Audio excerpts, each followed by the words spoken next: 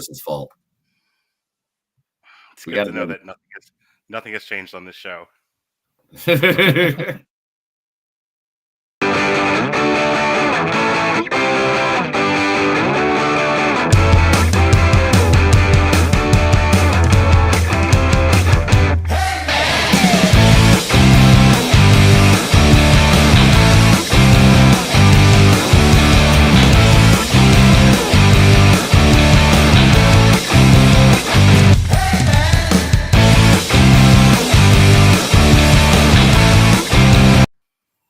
And don't forget,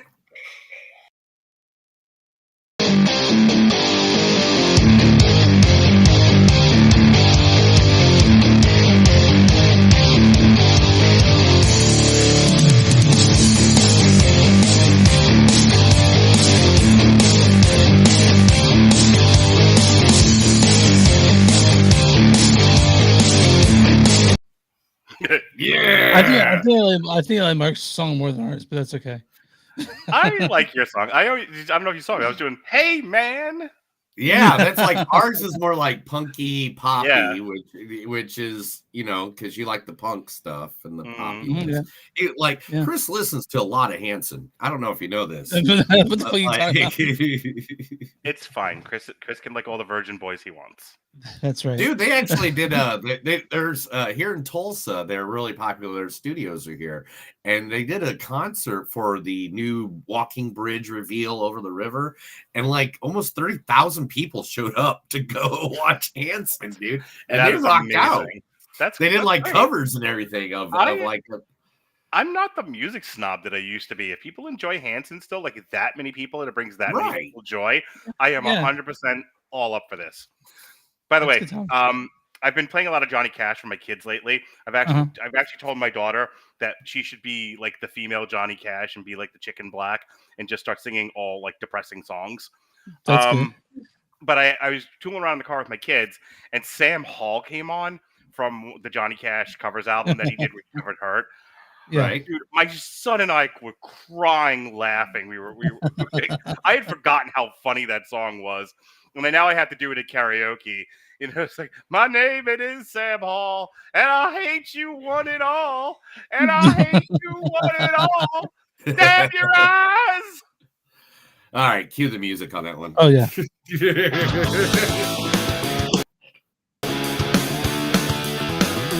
It's a show by Chris and Neil with all great movies. They are the real deal. We watch them all, so you don't have to. It's movies that don't suck and some that do. Welcome to another episode of Movies Don't Suck and Some Do. My name is Neil. Hey, and I'm Chris. And I'm Chris. And with us today is the great, the legendary, the man, the myth. He survived a hurricane to be here, the one and only Mr. Mark Radley. I'm Mark, and it's 2 hurricanes. I've come to believe that I rented a house for my girlfriend to live in. I live at my place of business now. I live at the jail. I've had to do two sequesters in less than a month. Oh wow. Wow, I don't even know how that would go. It's like being at a really shitty college. So anyone I went to, okay. Yeah, I have my air mattress, I have my power strip, my CPAP, my devices, and I just, when I'm not seeing inmates for mental health reasons, I just chill out in my bunk on my air mattress. I'm like, what are you gonna do? They're paying me to sleep. Yeah. They're paying me to sleep. That's good. I mean, yeah. Were you? I don't know what they do at the correctional facility when there's a hurricane. What do they do? They just. I mean, basically, it's business as usual until the winds are past a certain mile per hour and it's not safe to go outside. Though I will tell you, one particular inmate it was about 11 o'clock, I think.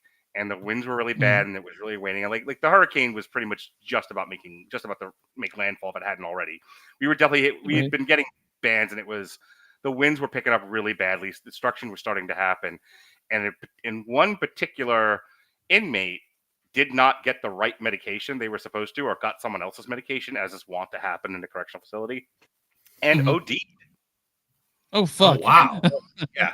And so in the middle of the prologue to this hurricane that was happening, the paramedics who were on duty at the time had to go out in the hurricane and go provide life-saving medical services to this person. So, like, it's all fun and games, but that's the reality of it. That's why we're retained. That's why we're essential. We have to provide life. I mean, I don't do shit, but we have to provide life-saving medical services for people even during a natural disaster. Wow. Okay, now with all that, we're here today to review 2 movies. Mark has survived all of that just to be here to talk movies. How about that? And I'm not saying, and I'm not crazy at all. All right, the first movie we're... How has the water, Mama? Sorry, I'm done now. All right, the first movie that we're covering today is featuring Brad Pitt and George Clooney is called Wolves. First, of course, the legend, the man, the myth, the most beautiful man that ever did cinema, Mr. George Clooney. We got a bunch of fucking vampires out there trying to get and suck our fucking blood. And that's it, plain and simple. I don't want to hear anything about, I don't believe in vampires. Because I don't fucking believe in vampires, but I believe in my own 2 eyes, and what I saw is fucking vampires. Now, do we all agree that what we are dealing with is vampires? Yes. You too, preacher? I don't believe in vampires, but I believe in what I saw. Good for you. Yeah, from dusk till dawn. But there were 2 scenes that I was finding for, and I decided not to go. Fucking A, right? Not to go with the word you're talking about. Yeah. All right, Neil, what else? And of course, that's a good clip. Also his hetero life mate, the one and only Brad Pitt. We're one people. It's a myth created by Thomas Jefferson. Oh, now you never go with Jefferson, huh? My friend, Jefferson's an American saint because he wrote the words, all men are created equal. Words he clearly didn't believe since he allowed his own children to live in slavery. He was a rich wine snob who was sick of paying taxes to the Brits. So yeah, he wrote some lovely words and aroused the rabble, and they went out and died for those words. While he sat back and drank his wine and fucked his slave girl. This guy wants to tell me we're living in a community. Don't make me laugh. I'm living in America, and in America, you're on your own. America's not a country. It's just a business. Now fucking pay me. Neil, where's that from? Out of all the fucking clips of Brad Pitt that exists in the world, I mean, you could just like giving us the rules for Fight Club, which is less than like 30 seconds. I didn't want to do that. I guess we've done that before. I was waiting for Fight Club or something from Oceans, or one of the Oceans movies, or 12 Monkeys or something. Maybe him just chewing on food, which is all he does in those movies. It's fucking. Easy. Oh my gosh! Oh. All right. Also in this movie, Amy Ryan. I cannot keep myself from Michael. Everything he does is sexy. He has this undeniable animal magnetism. He's a jungle cat. The man exudes sex. He can put both his legs behind his head. From The Office. Everyone would just know that one. Ugh. The Wire season 2. Come on. Come on. Where are you at with these clips today, bro? And also in the movie, Austin Anders. So I told you I loved you. I got you to make that video. And then I sent it to the entire school. I'm gonna go back to my party now, and I'm gonna do fucking coke off a girl's butthole. Or her belly or something. I don't know. All right. Well, bye, Dre. Yeah, there we go. From Do Revenge. Nice. Yeah, we didn't we reviewed that movie? Yeah, we did. We liked it too. Very quickly. Yeah, it was a really good movie if you ever saw it. But that is the actors in the movie Wolves, and then the movie that everybody's waiting to talk about in this room right here. Because I mean, every time you guys say something bad, I'm just gonna pull up another Joker comic and I'm gonna read it instead of paying attention to anything that you guys do. Because of how great this movie is going to be that we're going to talk about. And That It'll be a is long Joker Folie et Deux. Folie et Deux. That sounds right.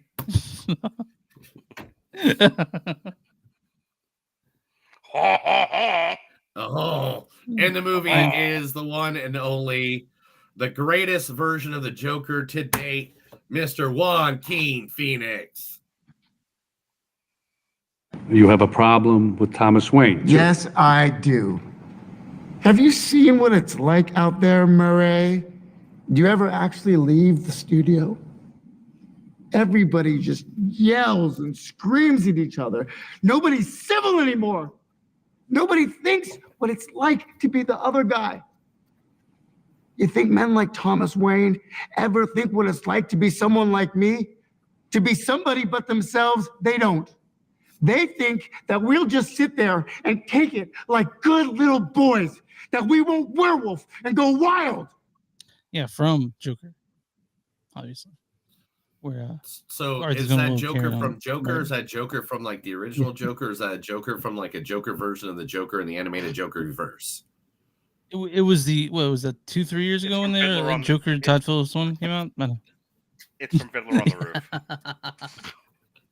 That's right. Also in this movie, the great Harley Quinn herself, Lady Gaga. I don't consider myself a particularly ethical person, but I am fair. What I cannot wrap my head around is people who steal just for ego or the pleasure of it, for personal satisfaction. Yeah, I just picked that one. I don't know why. Like, it was. That's from House of Gucci, Yeah. right? Yeah, House of Yeah, it Gucci. is. She was like one of the reasons that movie actually worked really well. So Alexis and I reviewed House of Gucci, and we talked for quite some time about the sex scene, and that which was like 2 dogs and a piece of meat. It was just like that was not how people sex, not in any way, shape, or form. Yeah. And then one of my favorite I didn't want actors to is see in that, this but I movie. did. We saw it and it was there. One of my favorite actors is in this movie, Mr. Brandon Gleeson. Brendan. I just That's what I said. have this tremendous sense of time slipping away in me, Porrick. And I think I need to spend the time I've left thinking and composing. Just trying not to listen to any more of the dull things that you have to say for yourself. But I'm sorry about it. I am like. From Banshees of Inisherin. So we talked about that on our Oscar preview podcast, or we've started doing a yearly Best Picture show. We dedicated an entire segment to it, and a subsect of that segment, which Alexis almost walked off the show, is me and Robert just talking about our friendship. That's what that movie got out of us. More particularly because the Banshees of Inisherin, or as we like to call it on that show, the Banshees of Ed Sheeran, caused Robert to have an existential crisis. Oh my! Like God. if you watch our show and you're just like Mark's so lively and fun, he actually likes stuff, but Robert's the dull doldrums. Like you got to see him on shows where he actually shows his real boy side. That was one of them. And to the point where Alexis is it was one of those shows where kind of Alexis feels like the lone straight girl in a threesome with 2 gay guys. She's like, why am I even here? And also in this movie is the lovely Catherine Keener. Ride a bike because I like to. Einstein rode a bike. He had a wife who he fucked, by the way. What do I have to do for you to have sex with me? Do you want me to dress up like Thor? I'll dress up like Thor. I'll dress up like Iron Man. What do they do? I'll do it. What? Everything's always about sex. Why do you want to have sex with me? Why not? Tell me. You tell me the truth. Is it because I have a kid who has a kid? Is that why? Yeah, from 4-year-old version. I mean, I always wondered about that movie why she went straight to the male character. She didn't say dress up like Supergirl or Wonder Woman. Right. It's like, you want me to dress like Thor? You want me to just like Iron Man?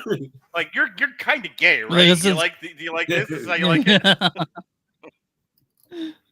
All right, Chris, tell everybody where they can find us. You can find us online, moviesdon'tsuck.net. We're at facebook.com/moviesdon'tsuck podcast. We're on X and TS Podcast. We're on Instagram at TS Podcast. We're w2mnet.com. It's number 2, moviesnet.com. You find us there with a bunch of other really cool podcasts. We're on Patreon, patreon.com/moviesdon'tsuck.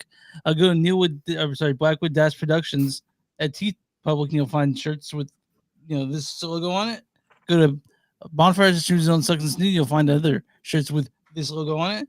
If you guys want a sticker, I still got tons of those. They look like this. Just send us the message, email, whatever, and we'll go ahead and we'll send that your way. I pay postage because I have no life. And then also you can find us anywhere you find podcasts. You can find movies that don't suck and some that do. What are you doing there? I'm playing with my comics. Are you okay? All right. We got some we're talking about today. Neil, who we helping out? Oh, we got a sponsor. Yes, we do. It is Means Public House. What is wrong with you? Because I was just in Atlanta, and these guys, man, it's Sunday. We're not used to Sundays. But Meehan's Public House. Meehan Public House is in Atlanta, Georgia, 200 Peachtree State, North. I was hungover as heck after going to Bad Blood, and I was just walking down the road, and I looked to the right, and I was like, oh, a pub. I walk into this place, and it literally would look like a dirty, dirty pub from the good old Chicago, like where I'm from. It's like, so it just reminded me, but the food was ridiculous. They had mac and cheese. They had hot wings. Where's my picture? I have a picture of my plate. There we go. Shepherd's pie with the Guinness is exactly what I had because, I'm about as Irish as F. They have all kinds of food, all kinds of places. They are the local public house in downtown. That's an Irish eatery that offers a full menu of classic Irish dishes, elevated to the gourmet level with over 4,000 square feet to spare. Meehan's is the perfect place to gather for a quick lunch or after work pints. And if you go in there, ask for Steven. Steven is the dude. He hooked me up. He gave me a free shot of JMO. I hope I don't get him fired for that. But again, if you want to look them up, they're in Atlanta. They're Meehan's Public House. You can go to their Facebook at Meehan's Downtown, or you can go to their website, meehanspublichouse.com. I was at a clothing optional resort here in Florida between hurricanes, watching a Guns N' Roses cover band during Bad Blood. Please call Taylor like Pistols and Pedals or something. Shotguns and Roses. Shotguns and Roses. Third Guns N' Roses cover band I've seen in that many years. But my question to you is, in 50 words or less, how was Bad Blood? It was amazing, not just because of the pay-per-view, but afterwards we ended up at a pub with Drew McIntyre hanging out with him until 3 o'clock in the morning.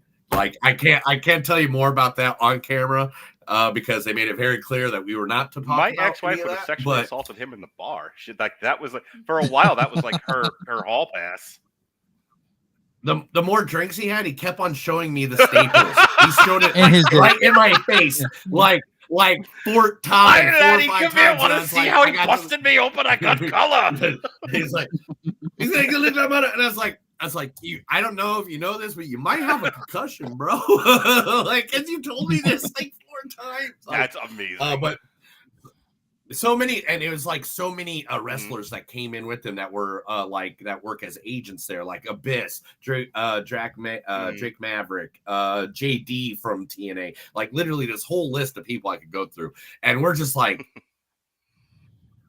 How are we the only people in here hanging out with this whole group of WWE guys? You're going to the Marriott after shows at the Nassau Coliseum or even the Garden, because apparently that's where the wrestlers would stay. So if you went to the bar at the Marriott in Uniondale, Long Island, you'd see all the wrestlers back in the day.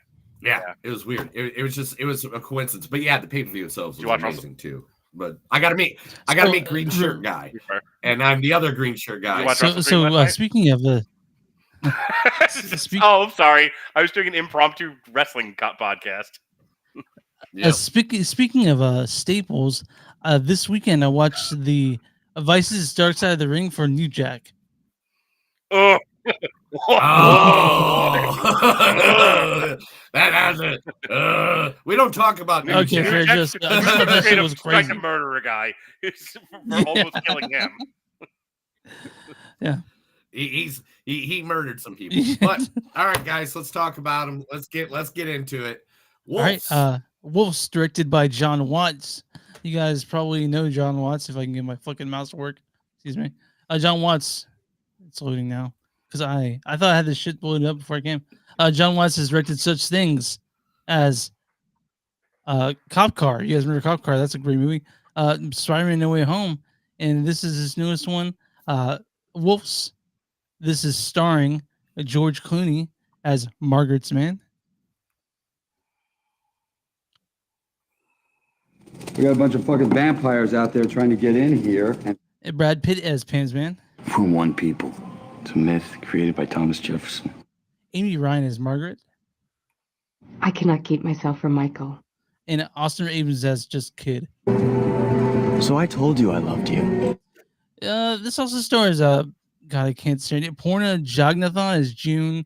Alfred Cho as Chinatown Lookout. Vladimir Sizov as Dimitri's bodyguard. Neil, why don't you go ahead and read the storyline for Wolves? Two rival fixers cross paths when they're both called in to help cover up a prominent New York official's misstep.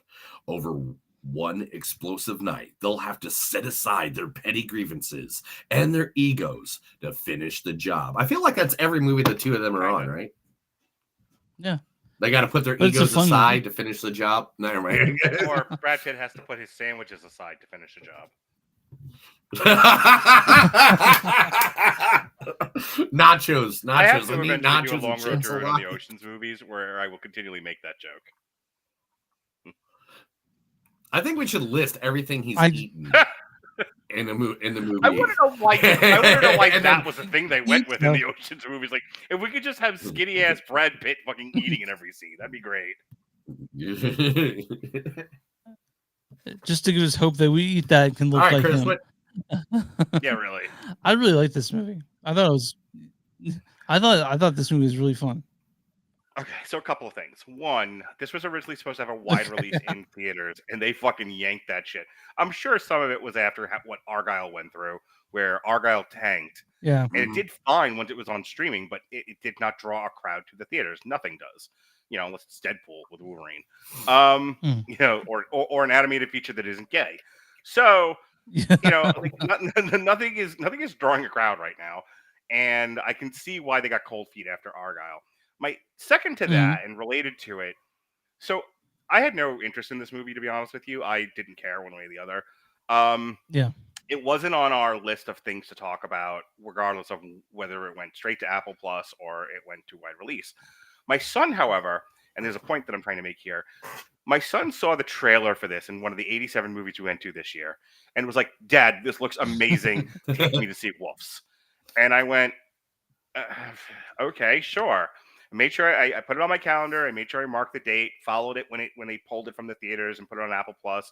You know, made sure it was a week that I had him. And I was like, okay, we're going to sit down and we're going to watch this movie. I sent my girlfriend out of the house, me, him and his sister all camped out on the couch and we watched this. And when it was over, we both went, that trailer lied to us. That trailer made that trailer, which caught the attention and the heart of a 10-year-old boy who wanted action, comedy, zest, verve. Those I like those on a woman. And then we saw the movie Johnny Dangerously. Come on, guys. And then we saw the movie, Yeah. and we were like, that was not nearly as fun as the trailer led us to believe it would be. And that's my whole thing with this movie. I'll take a breath so that you guys can chime in. But, like, one, this is the kind of movie that would have been a big hit 30 years ago. This would have been a modest hit with two bankable, it's an old-fashioned drawing movie. stars. Right. Because it probably had a modest budget, not counting like the actor salaries. Like, I don't think that they spent a lot on shooting this thing. It would have drawn an adult crowd. People would have, enjoyed it, would have made its money back, and we would have moved on with our life. There's no room in the theaters for this sort of thing now. I'm not surprised it went straight to streaming. But also, like, I don't know what John Watts was going for with this movie, because the trailers would have you believe it's kind of an action comedy. It's going to be a little slapsticky. George Clooney and Brad Pitt are going to pinch and tickle each other's nipples, and then you watch it, and it's slow, it's drawn out, it's talky, but kind of in a circular sense, and it feels like there are movies that can get away with this. This one fails at it. There are movies that can get away with the actors know what's going on. The characters in the movie, they have an idea of what's going on. The audience is completely fucking lost, but you're so involved in what's happening, you'll go along for the ride for the big reveal at the end and go, aha, satisfying ending. This one loses you immediately and never takes you back, and the ending isn't satisfying. So, I have to agree with you. Sorry, are you talking over each other? No, it's just I think there's a delay. Okay. I think there's a delay. There is a delay, Neil. Can we come back to you? Poor Neil. So I don't know if I enjoyed this, but mine had to do with I watched an hour after I saw Joker 2, so that's maybe fair. that had something to do. Yeah, I would have enjoyed a root canal at the Joker. Go ahead, Neil. So I have to agree with a lot that you said there, because I really feel like this was all live. They just based it on the fact that Brad Pitt, George Clooney. Of course, go see this because it's Brad Pitt, George Clooney, and there wasn't a lot of I wanted this to be better than what it was. Like there was no stuff. There seems like a lot of parts. There was no substance. It was like I don't know if they even had a script at certain parts. I think they just said, "Hey, you guys are both on the screen. Why don't you guys just talk to each other? just and your characters, yeah, just riff." Like, because I felt like several scenes like that were like that, right? And then even when they had the scenes with that kid, who Austin Abrams, literally, I think he was in the scene just didn't know what to say because he's in front of George Clooney and Brad Pitt, two of the biggest names in cinema history. So I think he was confused, and that's what it kind of looked like on the screen as their characters. Everybody was confused on what to say. Yeah, like I don't know if like he was the straight girl in a threesome with two gay guys. Like I don't know what I'm doing here. It's not gay if it's in the so yeah. When I was a kid, I always wondered why the leads in movies look so old, right? And now I realize that's because they're old, like these two people, right? So, dude, my kids were so they funny. look They're fine. Like, how old is Brad Pitt? 100? And I was like, Jesus, Lily. 105. And so I actually enjoyed this movie, and I told Mark that I saw it like an hour after I saw Joker 2, so that might have something to do with me enjoying this more. It's kind of hard not to be wrapped up in the charisma of George Clooney and Brad Pitt, because I didn't see them as markers. I saw them as George Clooney and Brad Pitt, giant movie stars.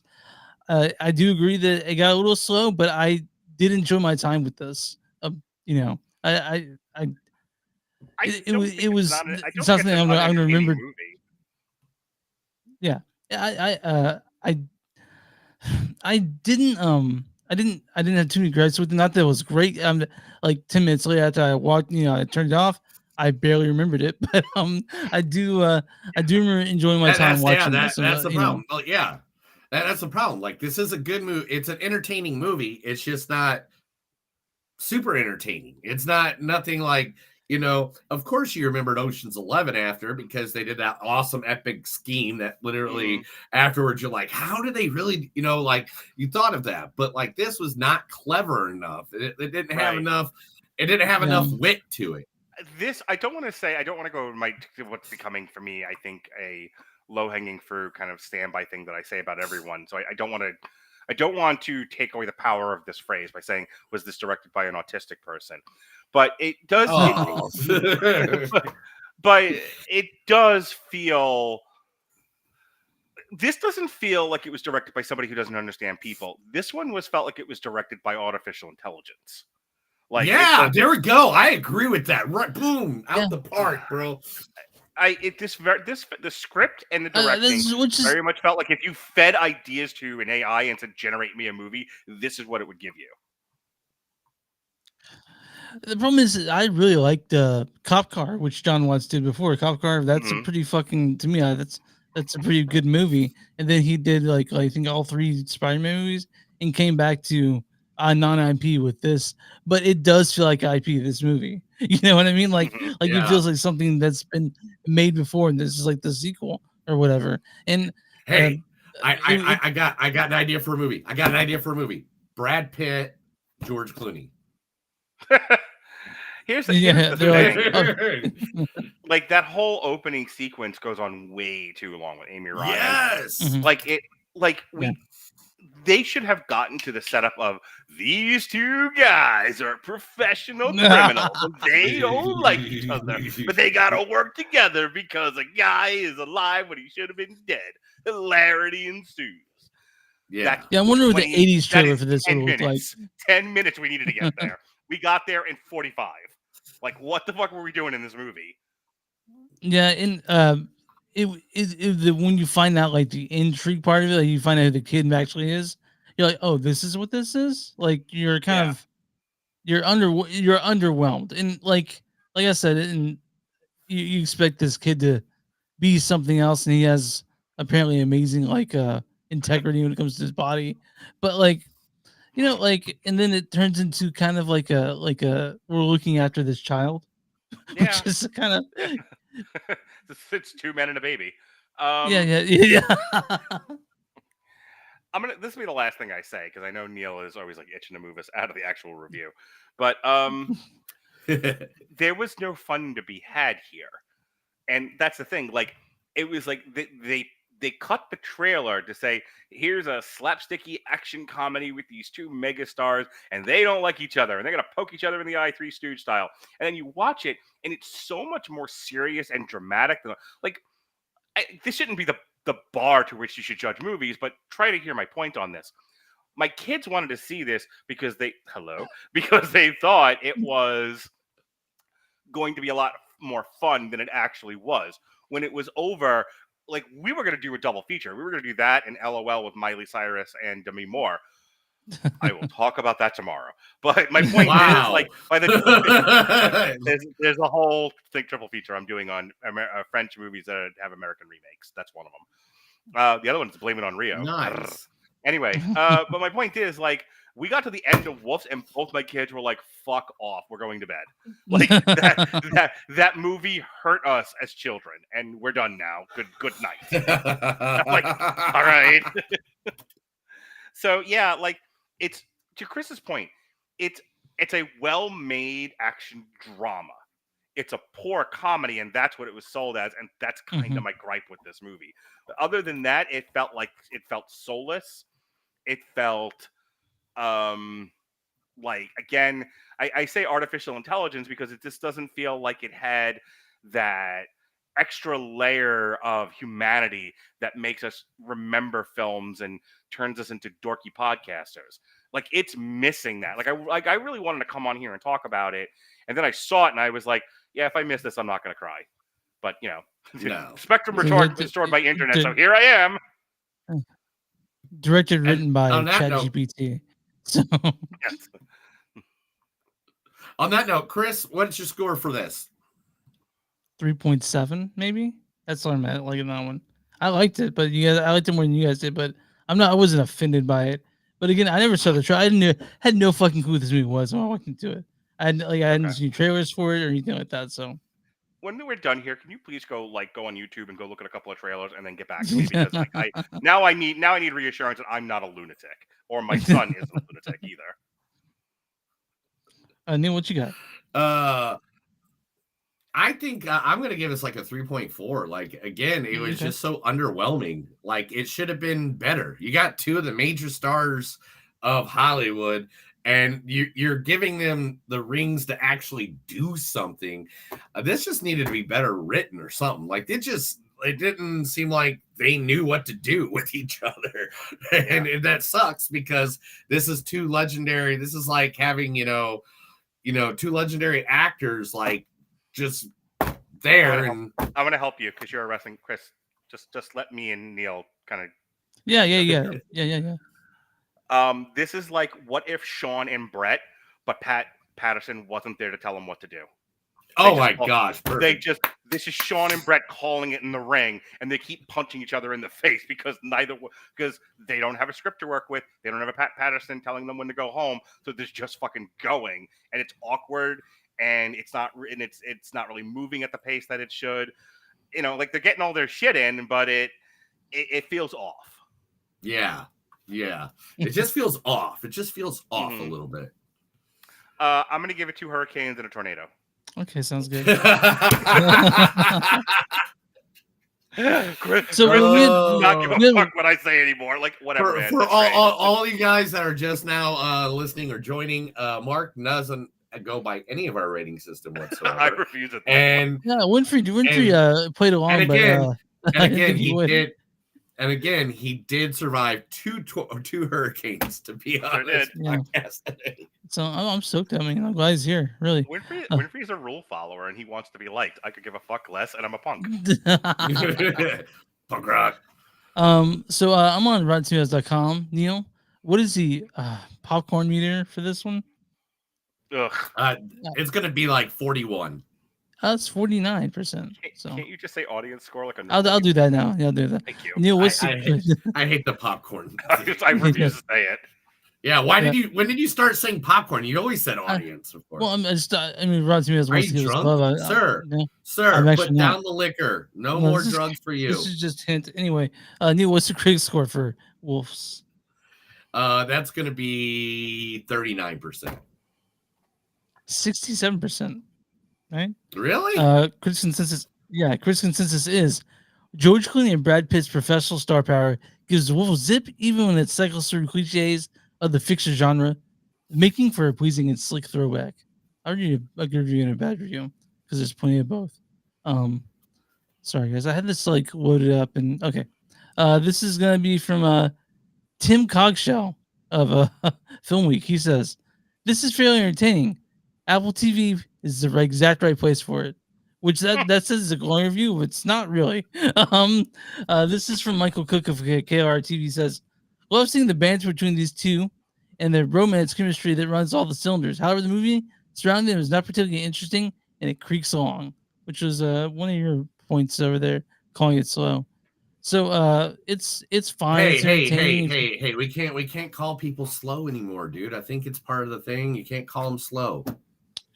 Neil, I'm not gonna put bite on that one, but no, Neil. Wolves. No, you guys can find it on Apple TV if you guys really want to see it. You don't have to rush to see it.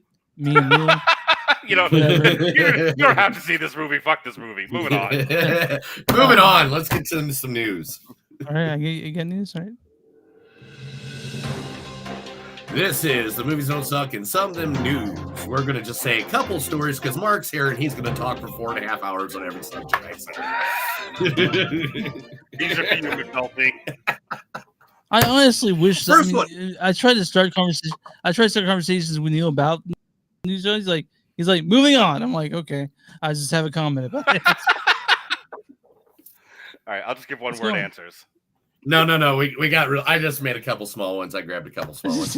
First one right off the back is it's been confirmed Robert Downey Jr. is not the only Doctor Doom there will be multiple Doctor Dooms throughout the series because they are trying to replace the Council of Kongs or Kangs. I'm sorry. Council of Kongs. That would be better.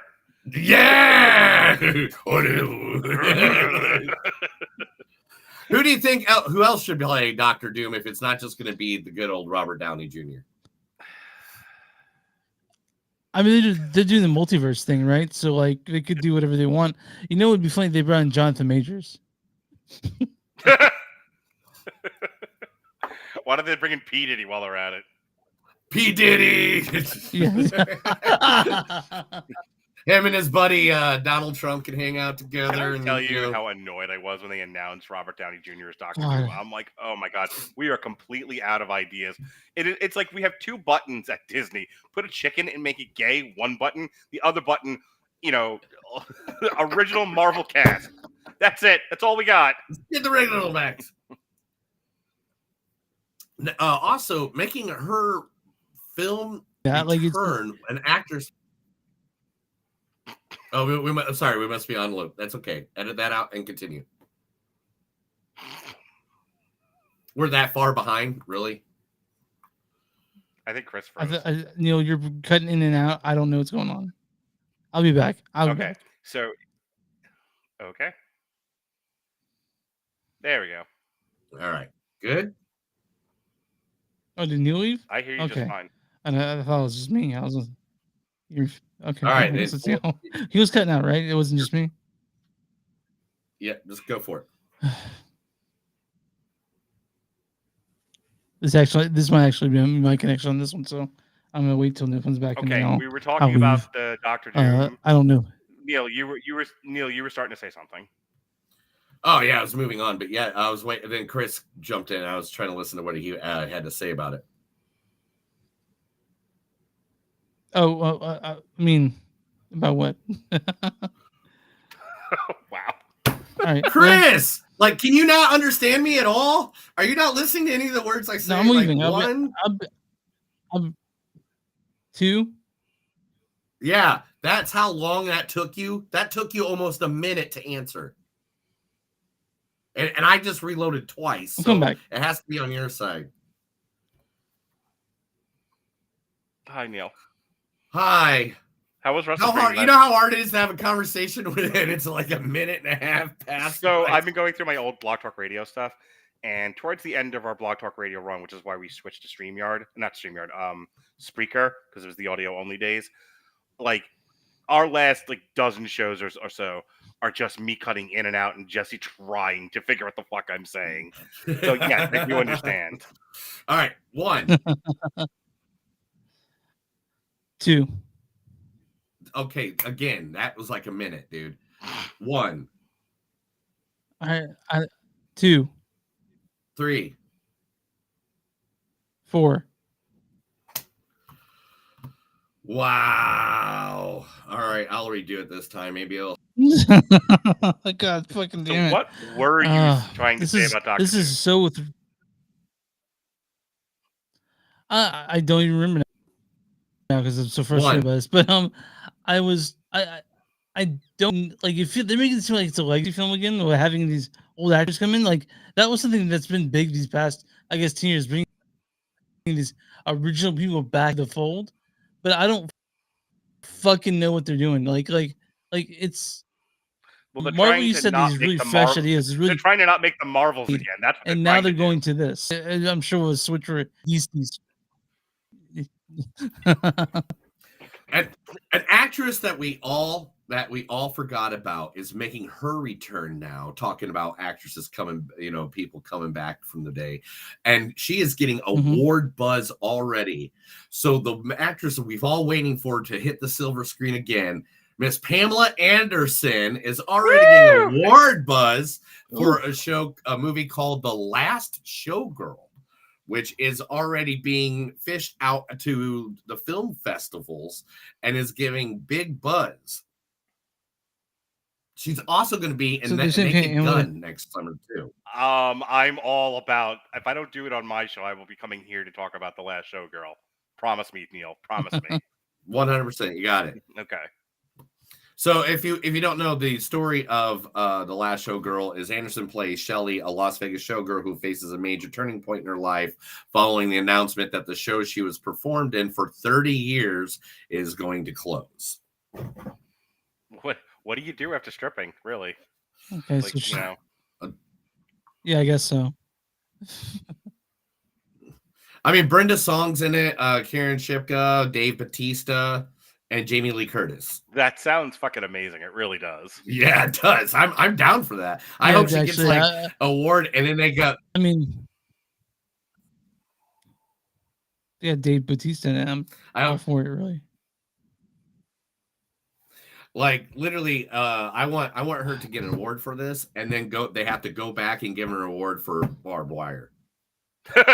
So we actually reviewed the Barbed Wire comic on source material, and we did the Barbed Wire movie on Trial. Let me tell you, 5 stars in the Tokyo Dome. 5 stars. 5 stars. 5 stars.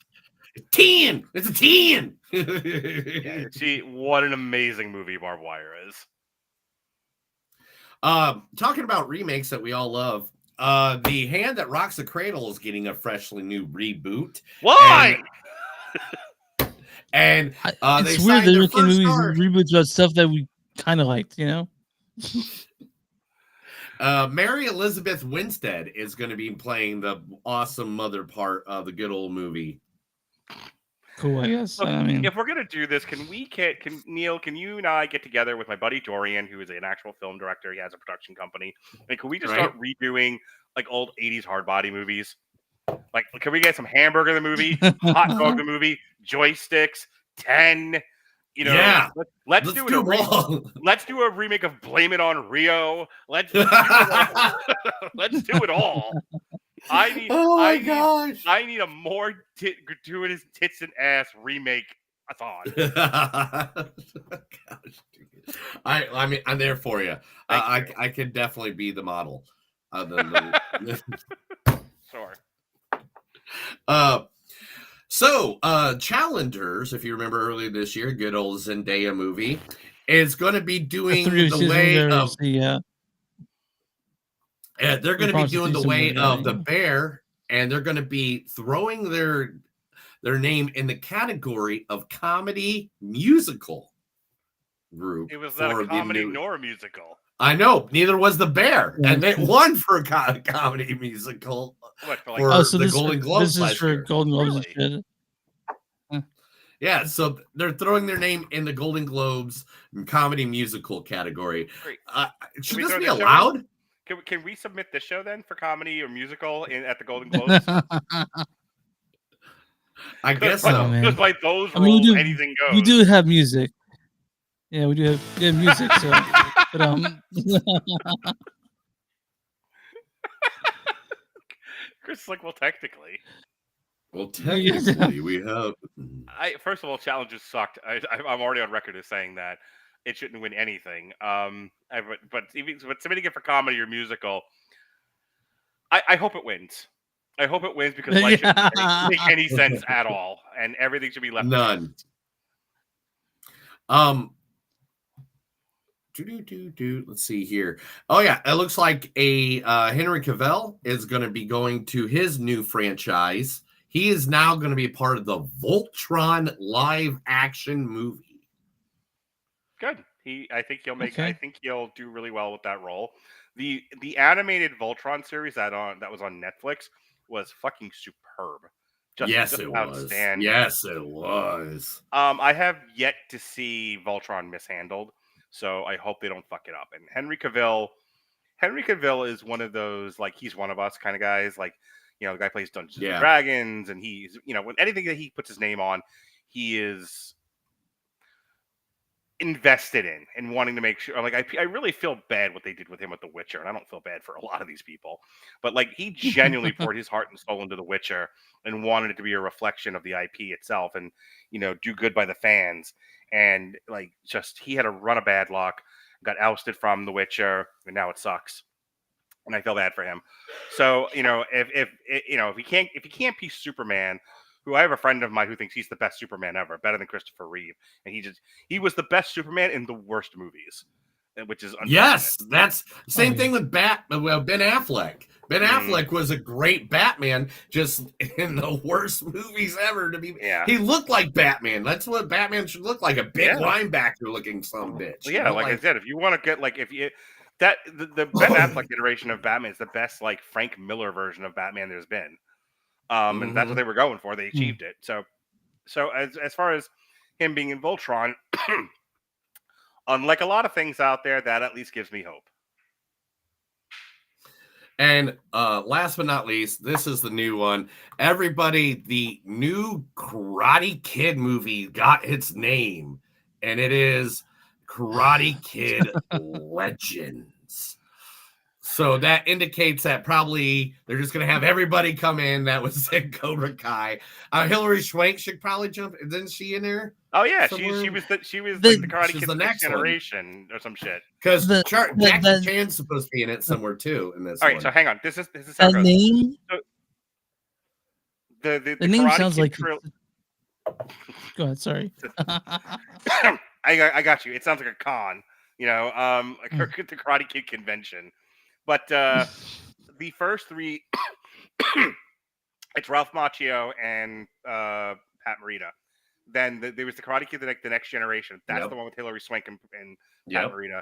Then there was the one with Jaden Smith and Jackie Chan, and that's just the Karate Kid. It was a remake. Yeah. Karate Kid Legend sounds like a animated series for all the Karate Kid movies that came out like 85. You know, like that's what it sounds like. But I mean, I guess I'm guess I'm excited. They all drive like giant lions and shit. Man, So I like just- literally, like I you know, you started. Go ahead, bud. I don't know why your timing No, is it's off so done. much today. Okay. I don't know, man. It's not me. Because me and Mark can go We need back to- and forth, and we're on time. Okay, here, I'll but be you're right the back. only one. I'll be right back. Okay, I'll just close out. Yeah, the you better browser. boost your I'll see you Wi-Fi. guys in You a second. something. You guys- No. Yeah, his connection's shit today. That's part of the problem. You know what's weird? Mm-hmm.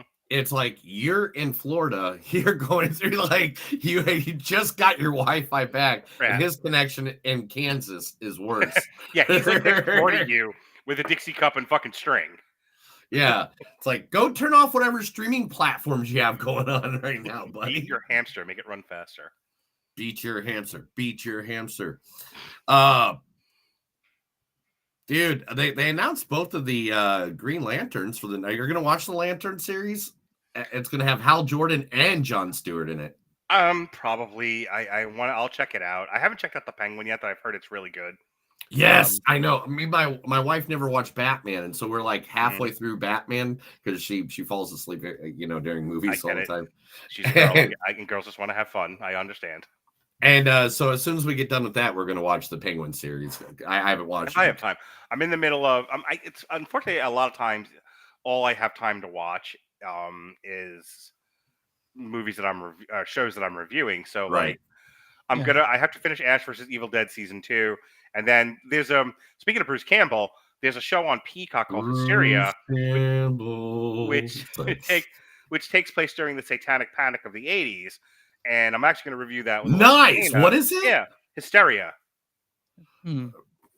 I'm definitely gonna write that down. All right. Because we love the Satanic Panic. Yeah. Yeah, it's a horror comedy about the Satanic Panic of the 80s, and I'm just like, I'm trying to not take on new shows and new projects, but when Alexis pitched that to me, I'm like, I can't say no to that. Not as a metalhead. Who can? All right, the last one I'm going to report on for today is I just had it. There it is. The one, the only. Extraction's Sam Hargrave is adapting a video game because video games are now making money as movies. And this one, though, I am not like, I actually want to see this one. He's going to be doing Shinobi. Get the fuck out of here. That's interesting. Right? Like, That's out of all the video games, that's the one that I'm like, no, that makes sense. That kind of makes sense. Yeah. Because, you know, That would be a action movie, ninja running around with katanas cutting people's Didn't heads we off. already have enough of this with the Snake Eyes movie? That is, I didn't even think about that movie. I forgot that existed. That was my son's favorite movie of that year. Of course, he was like 7 at the time. Of course, yeah. Man, so it seems like that he's going to be going into the origin of it. So I think he's going to go like in more of the old, like the older, not the older. I mean the Shinobi movie, the games that were like on Xbox. Here's my riddle me this, Batman. Who the fuck is this movie for? Nobody under the age of 40 knows what the fuck a Shinobi is. No, that's who it's for. People over the age of 40. That's who it is for everyone who's still clutching onto that stuff. Which everyone here is, but it's for old. It's over 30 white males that do podcasts. That's who it's for. Oh, good, very neat. And also, do not put this in theaters. Go right to Netflix. So is that all you got for us? That's all we got today, guys. Because let's get to the movie we all want to talk about. The great legend that is known as Joker. Right, that was good, the movies thanks. don't suck and some done movies.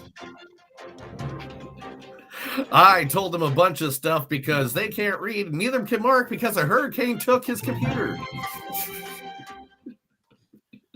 All right, let's talk this movie. How am I doing this? This is a Joker Folie et Deux, directed by Todd Phillips. You guys know Todd Phillips? Old school and fucking the Hangover movies. That's Yep. in the original Joker.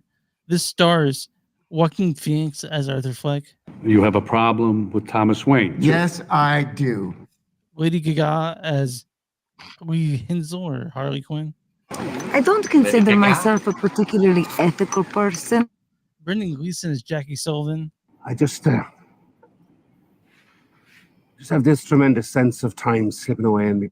Catherine Keener as Marianne Stewart. Ride a bike because I like to. Einstein rode a bike. He had a wife who he fucked, by the way. This also has people from the first one, like Zazie Beetz as Sophie Dumont, Lee Gill as Gary Puddles. This also stars Steve Coogan as Patty Myers, Harry Lottie as Howard Dent, and that's really all anyone cares about. Let's go in the storyline for Joker Folie et Deux. Struggling with his dual identity, failed comedian Arthur Fleck meets the love of his life, Harley Quinn, while incarcerated at Arkham State Hospital. So what Todd Phillips did with this movie is he took everything that everyone liked about the first one and just took it out. That's what he did. I know, because that's what the point of this movie was. What it was. It was supposed to piss you off. It was supposed to make you know that he is not Joker. He was never Joker. He was Arthur Fleck. He was never going to be the Joker. And because of that, that's what pissed off every reviewer. And I fucking love it for it. Well, Neil, that doesn't change the movie. The movie sucks. Like, you can go ahead and be like, great. Oh, yeah, he was... No, hold on. No, hold it's on, art. Hold on, Neil. Don't get the artistic point of it at this point, then. No. There is something you said for Todd Phillips trying something new and trying to piss everyone off, but there has to be a good movie in there at the same time. And this is not. There is. Not by a long It's shot. an amazing movie. No, just because he has. Fucking way. Are you fucking with me? Really? You Best Joker by like far. By the only Joker better than this is Jack Nicholson. You're fucking Joker with me, right? Like there's no way you like this movie. I love it. This movie was made to make you not like the character anymore, to not like the freaking people in the movie. And they made it very clear that he's not Joker, that he is Arthur Fleck. It made it very clear that this is not the real Joker. This is not the real Harley Quinn. This is all bullshit, imaginary bullshit. And it was made to piss off every critic, just like it's pissing me off. Judge Rattledge would Neil, and then stop. Okay. First of all, girls, you're both pretty. Okay? And you're both right. All right. Here's why. Thank you. One, and let me get this out, Neil. It's not a well-made movie. It's entertaining in parts. It's well acted, but it's not a well-made movie. There are giant pacing issues with it. There are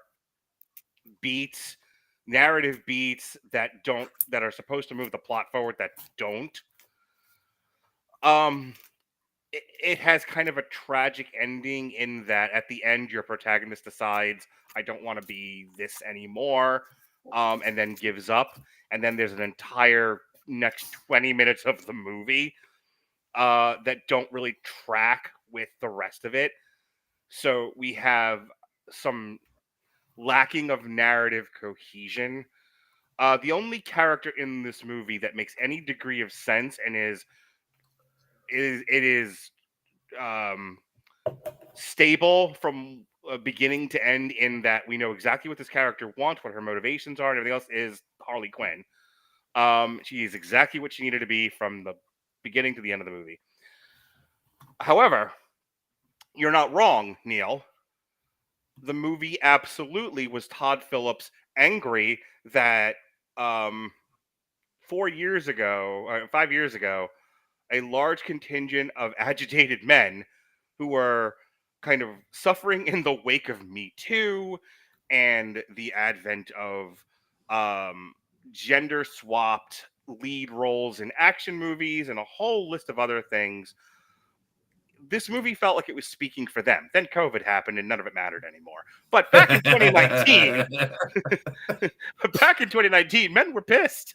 And in some cases, rightly so. A lot of men were feeling like, we have no voice. We can't raise objections. We are being mistreated, and all because, at this point in time, women are taking a stand against absolutely unfair things and bad things, but that painting all men with a negative brush was not the way to go about it, and that's how a lot of men felt. And then comes the Joker, who's speaking for a lot of those men.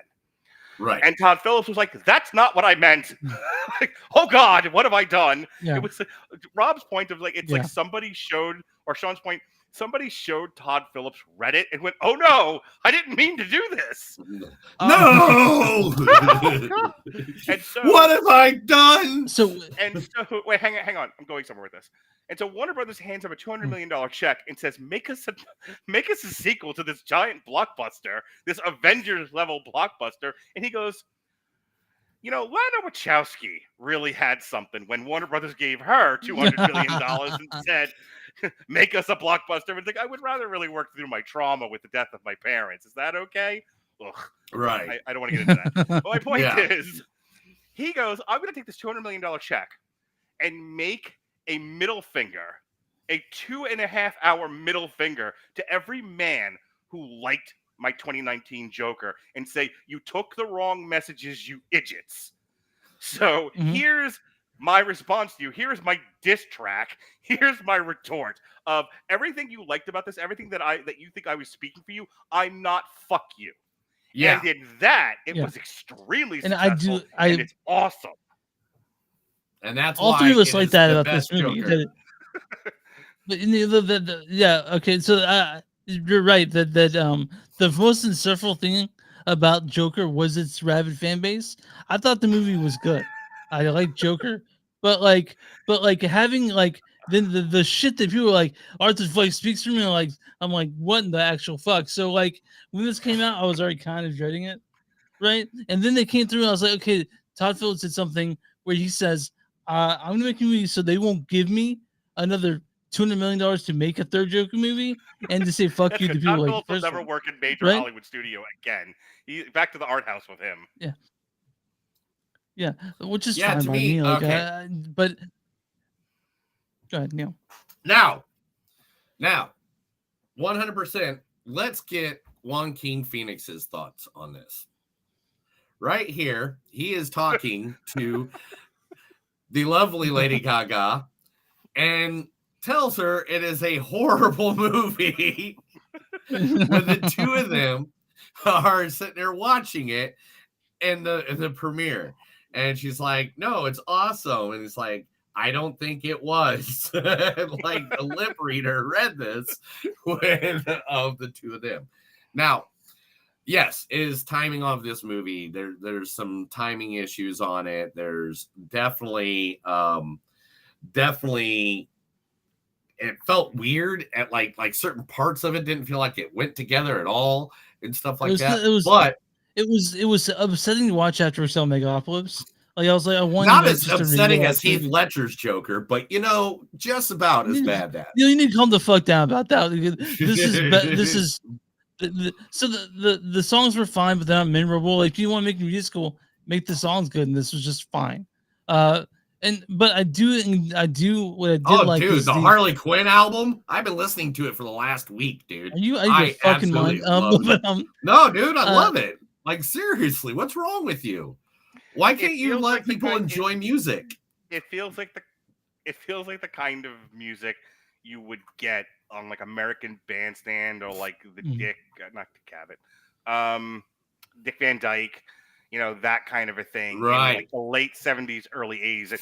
I think I said on our review, the music feels like it came right off one of those like sketch comedy or like no, not sketch comedy. Those shows where they do like different acts. Oh, variety shows. Thank you. Yeah. It's from a late 70s, early 80s variety show. Sure. But I love the aspect of it that like you don't even know if like half it actually happened or if it was like his own fantasy in this movie. Like there's certain scenes that I don't know if that really happened or if it's him and being inside his mind. Because like there's one where him and Harley Quinn are together in a jail cell. And I don't want to go too much into ruining it or spoiling it. But then like right after that scene is better than what she does with Adam Driver in House of Gucci. I'll tell you that. It's more believable. Very more believable. But anyway. But then the next scene is like literally them talking to the girl from the first Joker, saying that most of his relationships or things are all in his head, that none of it was actual real. Robert had a really keen observation that you see the Pepe Le Pew cartoon at the beginning of the movie, and then at the end you see it again, and he thinks that everything from the first time you see Pepe to the last time you see Pepe is all in Arthur's head. So what you see at the end of the movie is actually what happened, and none of the movie is real. Wow, that made this movie even 10 times better. I love this movie. With the better part of this, because dude, this might be Deadpool Wolverine. I mean, this is like literally one of my favorite. I'm gonna lose my fucking mind if we come to the end of the year and this is even in your top 10. I'm gonna lose my fucking mind. At the end of the year when we come and do the top and his is Joker, I will laugh my fucking ass off. I'm gonna lose my goddamn mind. But so I didn't enjoy this thing. You're gonna be like, Neil, what are you taking? You're an asshole podcaster with his poor choices. You get what you deserve, bang. Yes. So Chris I didn't like this movie. Yeah, sorry. I didn't like this movie. I thought the pacing was terrible. I thought that I liked the idea that he was giving a finger to every incel who's jerking off in this room. This movie, that's cool, but that doesn't make a good movie. Jesus Christ! Not every one of them was like an angry incel. Yeah, and the thing is, the pacing could have been done on purpose to make it make you seem like uncomfortable, but you can't realize exactly what's going on. Kind of make you like I'm Arthur fine with Fleck, being uncomfortable, and he not knowing what's going on. Look, here's the thing. No, I have no problem being uncomfortable. Go ahead. Sorry. Todd Phillips' thing about he's speaking through the Joker character, saying, I don't want you to see this guy as a symbol. I don't want you to like him. The idea was not to like him. And so having the Joker character, where he starts off with he's no longer the Joker. He's just Arthur. And then he meets Lady Gaga, and Lady Gaga is like, I only thing I liked about you was the Joker. So he gets back into it again. And then he cross-examines Puddles, and Puddles like, you scared the fuck out of me, pal. And he's like, oh, well, I don't feel good about any of this, and I don't want to do this anymore. I just want this woman. I just want to get out of here and start over again with this woman. And the woman's like, the only thing about you that I liked was being the Joker. And then, like, here's the thing: had the movie just ended there, had the movie just ended with Harley, there's rumors going around the original ending is Harley kills him and takes over being the Joker, which is a much better ending, and it would have improved the movie 100 times. It also would have caused rioting. The ending, okay? Like 20 years ago or 20 years from now, do that ending, and you don't quite have like the Critical Drinker-esque audience out there that is about stick of women taking over male-dominated roles. So you can get away with it. Right now, you can't have Harley Quinn taking over as the Joker. People will burn the theater down. But it goes to what it would have made the story make more sense. This was about him going, I never wanted any of this. Like, if you think about what he says to Murray in the first one, that clip you played was actually like brilliant, because he's like, because I can hear myself say the same thing. Like, have you been outside lately? People are indecent to each other. People hate each other. And it's like, you just can't get through your day anymore without people tearing you down and acting like animals. Preach, brother. So like, he didn't want to be a symbol. He was just like, he got pushed into this when his moral compass, his civilizing pillars, and his social contracts were all destroyed in the first movie. That's what came out of him. So when we meet him here, he's like, yeah, I don't want any of this. And then Lady Gaga is like, no, this is the best thing about you. And he's like, okay, and he's rolling with it, and then he confronts Puddles, and Puddles is like, I don't care that you let me live. You might as well have killed me. I died that day. I died in that apartment along with Slappy because you scared me so badly. Right. I couldn't handle it anymore, and I don't sleep anymore, and this isn't a life worth living. And then he's like, and then the guards gang rape him. Sorry. And like, well, I don't really want to be this anymore. This isn't worth it. And then, like, well, at least I still have this woman who loves me, and then she doesn't. That's it. That's your whole movie. The fact this goes on for another 20 minutes fucking bothers the shit out of me. Yeah, I think like literally at that point, I think that should have been the cutoff of that movie. On top of that, I was just thinking about this since it is a reflection on trying to get everybody pissed off, the people that love the first one and try to get rid of that toxic masculinity going on. Do you think that's why they created it to be a musical? Because toxic males don't like musicals. Oh yeah, they sat down with a list. It was like Eric Bischoff on making Nitro. How many ways could I be pissed off the white male angry fan base? Well, for step one, musical. Yeah, which was the best part of this movie. They picked two things that they didn't like and they put together. The musical numbers in this were awesome. I thought they didn't move the story along at all. It didn't bother me that much. It broke down the pacing. I didn't like the courtroom drama with what the fuck is going on? I don't feel betrayed by this movie. I didn't really have a deep connection to the first one. I'm just kind of upset I spent 2 hours and 18 minutes watching it. I love the fact that this movie 100% said, hey, guess what? This was never the real Joker. Fuck the Joker. Fuck you thinking the Joker's cool. Fuck you all. Fuck you all. Right all to hell. And I love the fact of that because now I know 100% this is not my Joker, but it was a good movie just because of what it did. Here's the last thing I'm going to say on this, and then I'm done. I'm done talking about this movie forever. Warner Brothers should sue Todd Phillips. They should absolutely sue that man. This movie is a dereliction of duty. It has nothing to do with my personal taste in the movie. I told you, like my daughter liked it. She was entertained. I was entertained. My son thought it was the worst thing he'd ever seen. Smart boy. My thing is, like I said about Lana Wachowski and The Matrix Reborn or whatever the fuck the name of the movie was called. If I tell Neil, here's $200 million, go make me a crowd-pleasing winner, and he brings back 5 hours of him scolding Chris and Chris crying, I'm suing. I will sue. That is not what I asked for. That is a breach of contract. Yeah. Todd Phillips, nobody understands, seemingly, who has any power in Hollywood, why Joker was as popular as it was, why it resonated with the crowd that it did. And Chris, you can say all day long, like, oh, incels, that I guess I'm an incel because it resonated with me too. I sat in my car after that, and I talked about this publicly, so it's not like this is news. But I left that movie and went out to my car and openly sobbed, like full body heaving sobs.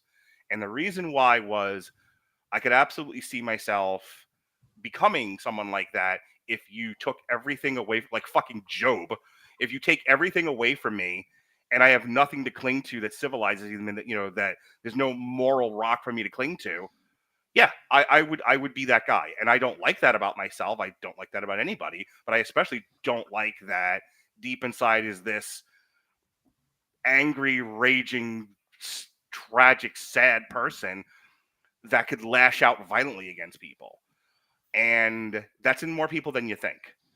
And that's what the movie was talking about. That like we can't continue to tear each other down. We're going to create feral animals out of the civilization. But that's definitely what Todd Phillips wanted with the first one to do to people. Was the way you reacted to it, and he didn't want to give an army of people who really resonated with Arthur the way he was in this. Instead of saying, I'm glad I'm not that way. But my only counterpoint to that is if you listen to, for what this is worth, if you listen to Andre from Midnight's Edge talk about the Joker symbol, like people were using it in protests, but they were like protesting what they felt like deaf governments that were not listening to its people.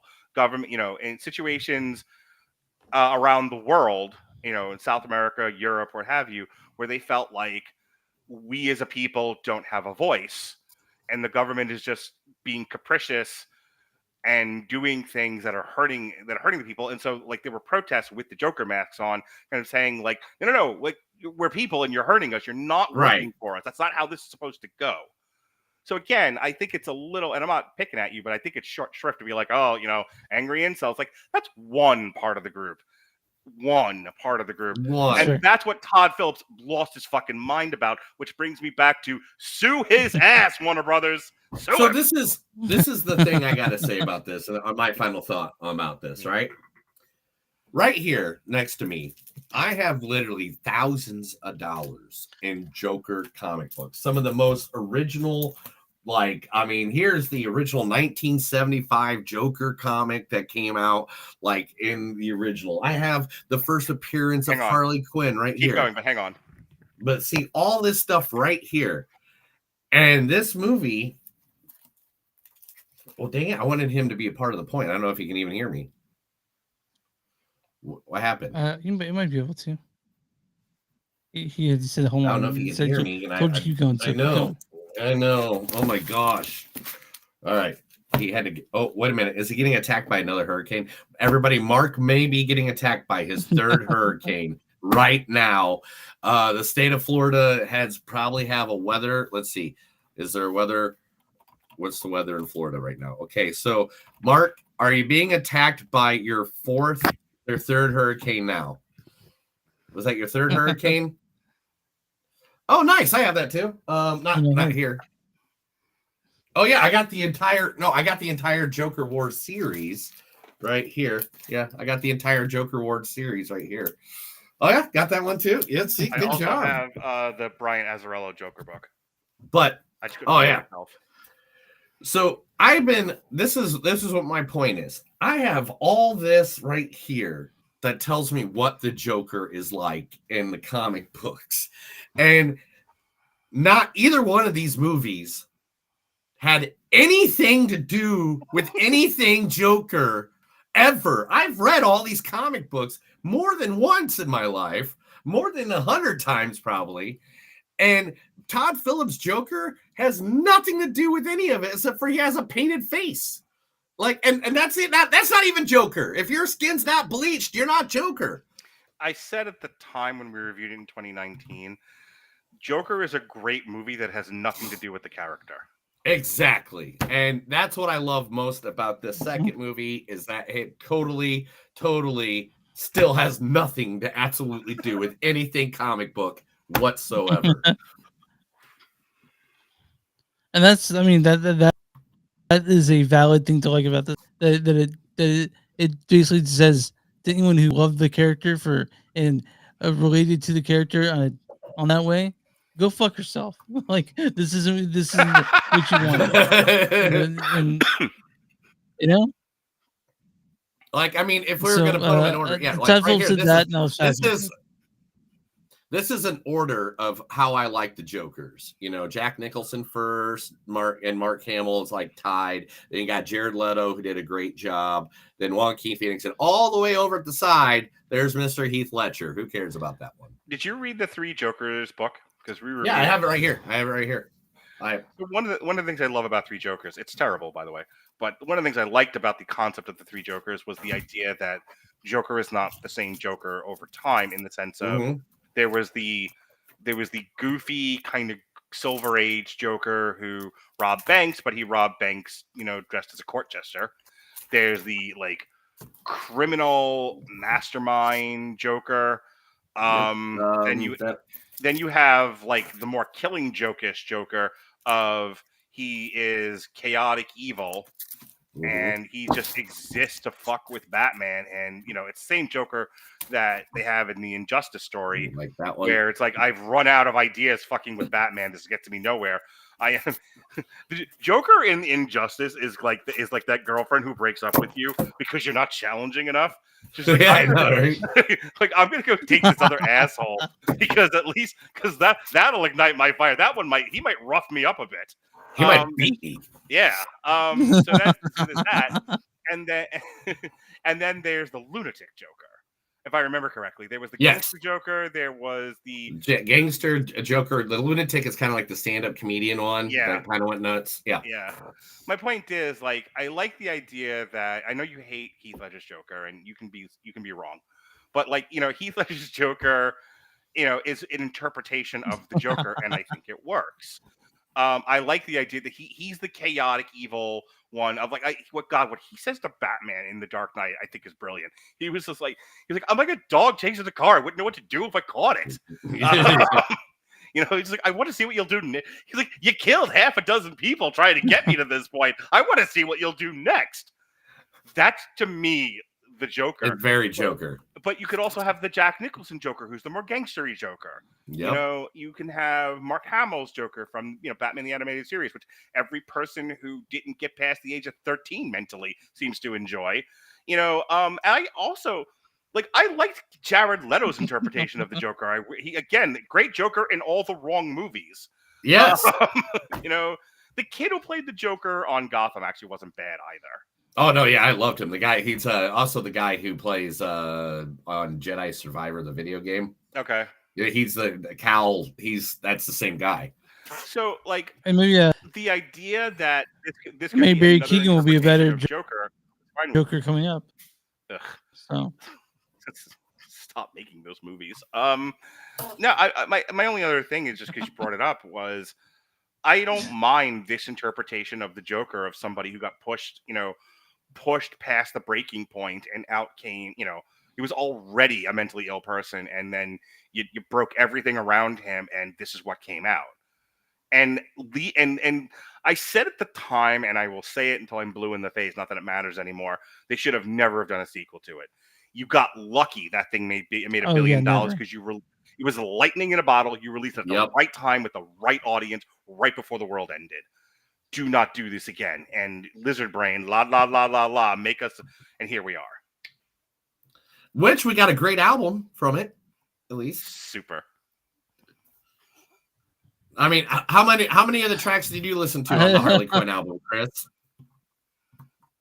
I didn't listen to it because I don't know the music in it. I knew I watched it and know the music in it. You can't review the movie if you don't know the music behind it, man.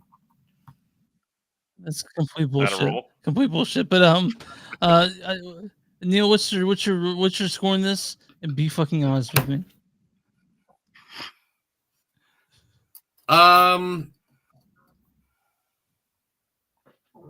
say about a 3.9. Like, literally, I liked it, but it wasn't like, it didn't change the world for me. I just knew if I told you I liked it, that you're going to get more and more pissed off. So I loved firing that fuel today. But to be honest, like, by the end of it, it was, I still love the fact that it just basically says that the Joker never existed. I love that whole story of this movie. And I love that they added music just to piss people off. And like, I love everything about how this movie and why this movie was made. But I have to agree the pacing issues are bad. With Mark, I have to agree the last 20 minutes of the movie shouldn't even existed. Like, it's like you should just cut it off and it'd have been great. We could have been fine. Honestly, they had Harley just kill him on the steps, and the cops and then fade to black, and all you hear are the sirens. Yep, boom. We're done. We should make Hollywood movies, man. Hot Dog the movie, Hamburger the movie. Neil, can we get together a Nude Nuns with Big Guns remake? Oh my gosh! A Nude Nuns with Big Guns. I totally forgot that movie existed. I'm gonna bring it every podcast. 3.9. I love it. I still would love to see a Joker movie at some point. At some point, can we have Joker in a movie? This is 2.6. The only thing I like about it is what it did to the people that wanted to like it. You know, they wanted this to be the first one. Who bullied you?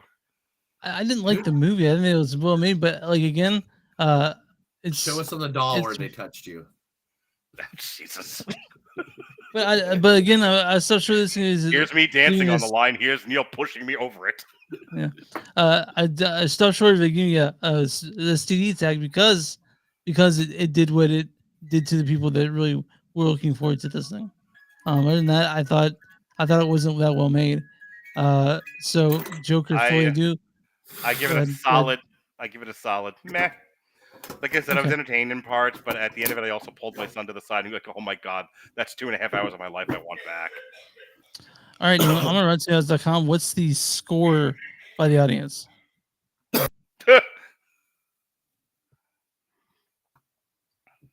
Sorry, I'm getting over a cold. I had to mute myself. I'm just coughed my lung out. Just cough it like I do. But anyway, audience score on this is definitely going to be 45%. 32%, lower than you thought it'd be. That's higher than I thought it was. I thought it was like a 1. All right, Neil, what's the critic score on Joker? 97%. 32%. Here's the critics' consensus. Joaquin What was Phoenix it? I didn't even hear you. 33. Nobody liked this movie. The critics hated it, and the audience hated it. So critics' consensus is Joaquin Phoenix, eponymous Joker, takes a stand in a sequel that dances around while the story remains still. Although Lady Gaga's wildcard energy gives Folie do some verve. And there's actually audiences in this one too. Audience says a broken Joker and his lady's voice provide Folie do enough kindling to keep a tepid fire burning for the clown prince of crime. We'll read a good review and a bad review. This is from Margot Harrison of 7 Days. She goes, "A Joker's a story of grinding and miserableism, livened by a few scenes of joyful violence." And this is from let's find that one. There's no fat guy in the movies in this one, is there?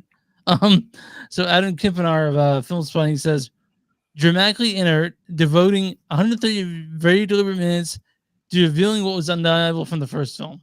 2 out of 5. So I thought it was unfocused. I just thought it was kind of pointless to have. Like the second one should never been made, and the second one proves it. But whatever. So Mark gives it a meh. I give it a 2.6. Neil gives it a 3.9. Whatever. Yeah, that's good. Neil, what do we watch next week?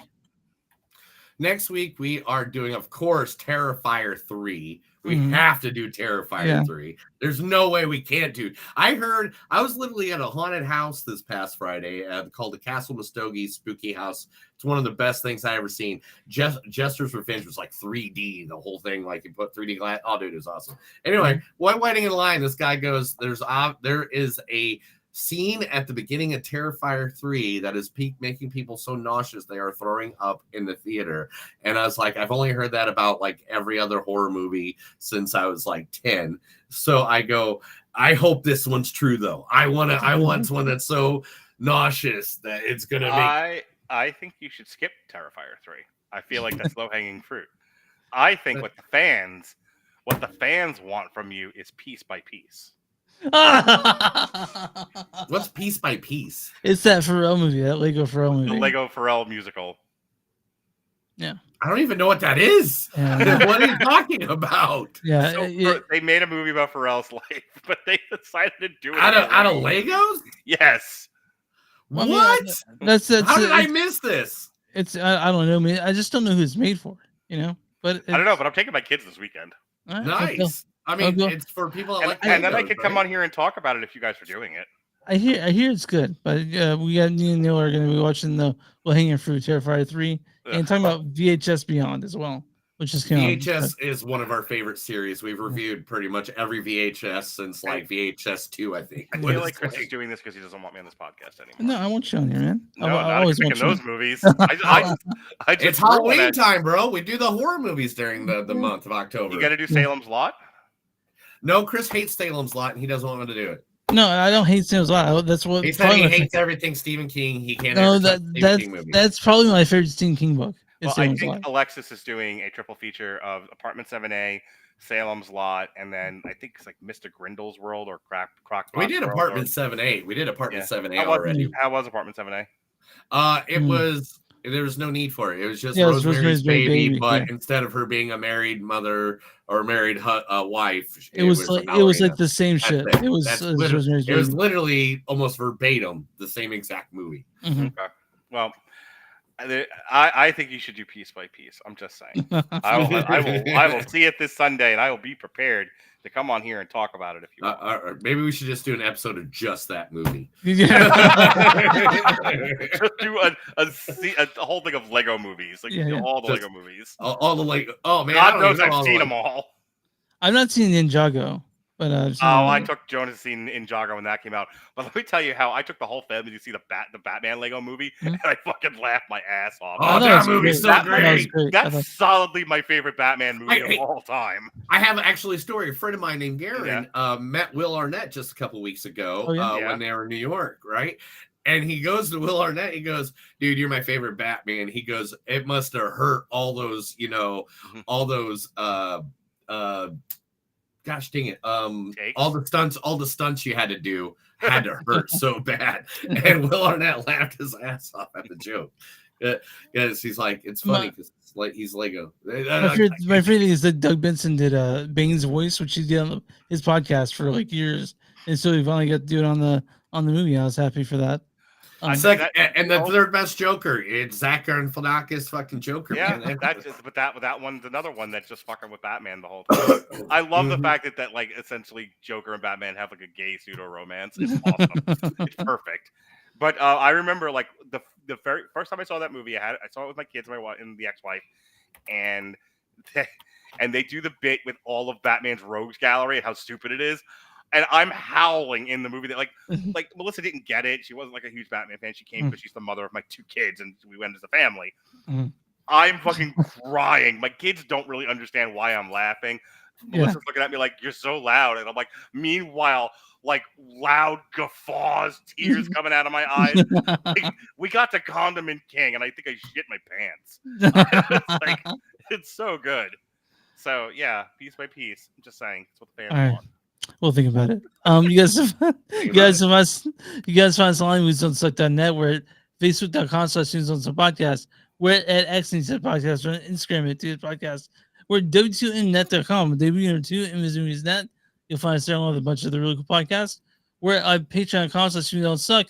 You guys want to find shirts, go to Blackwood Dash Productions at TeePublic. You'll find this design of shirts and other stuff. And if you guys don't like TeePublic, go to Bellfire.com, Suck and something they do.